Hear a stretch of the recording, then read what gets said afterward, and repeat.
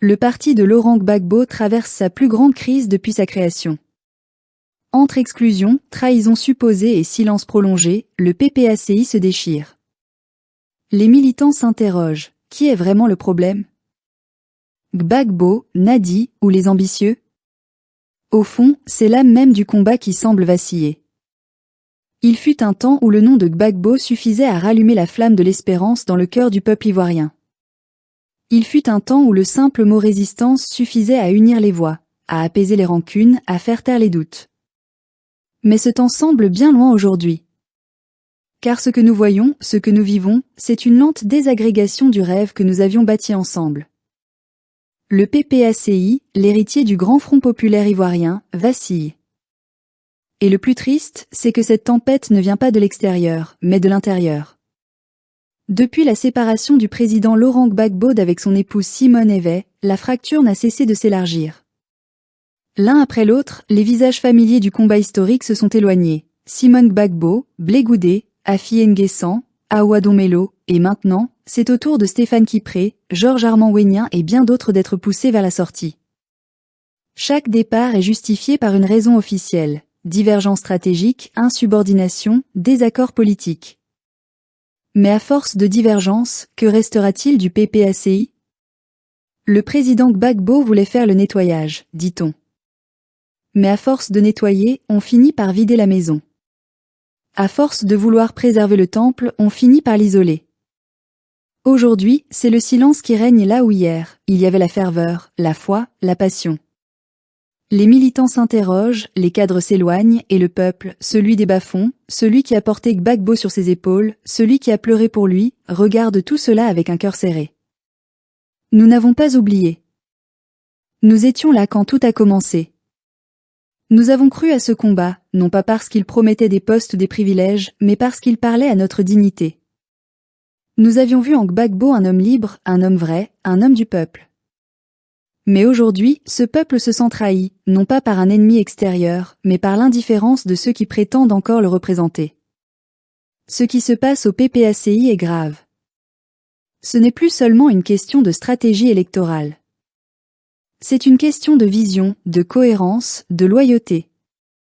Le président Gbagbo dit vouloir boycotter les législatives parce que les conditions d'un scrutin juste ne sont pas réunies. Soit. Mais pourquoi alors écarter sans dialogue ceux qui pensent autrement? Pourquoi transformer une divergence de stratégie en rupture définitive? Stéphane Kipré, gendre du président, n'est pas un novice.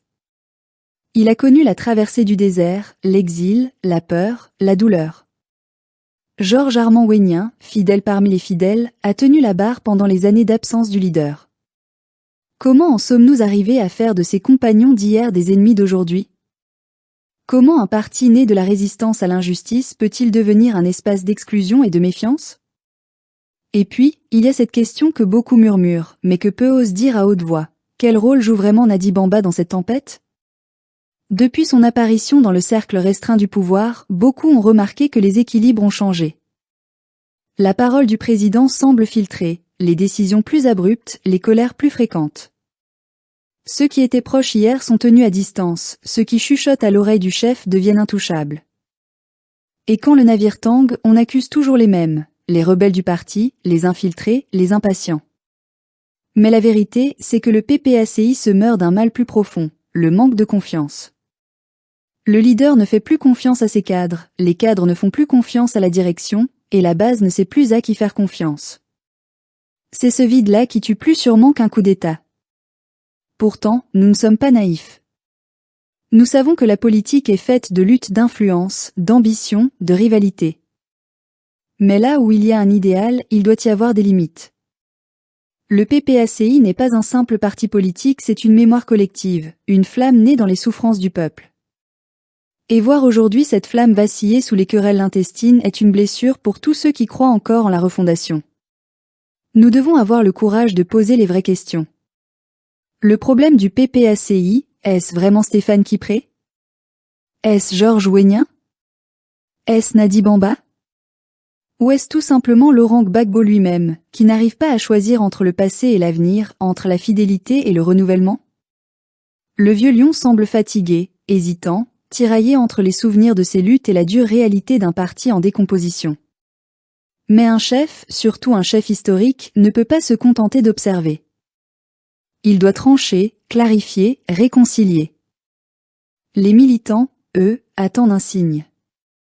Ils veulent savoir si leur combat a encore un sens.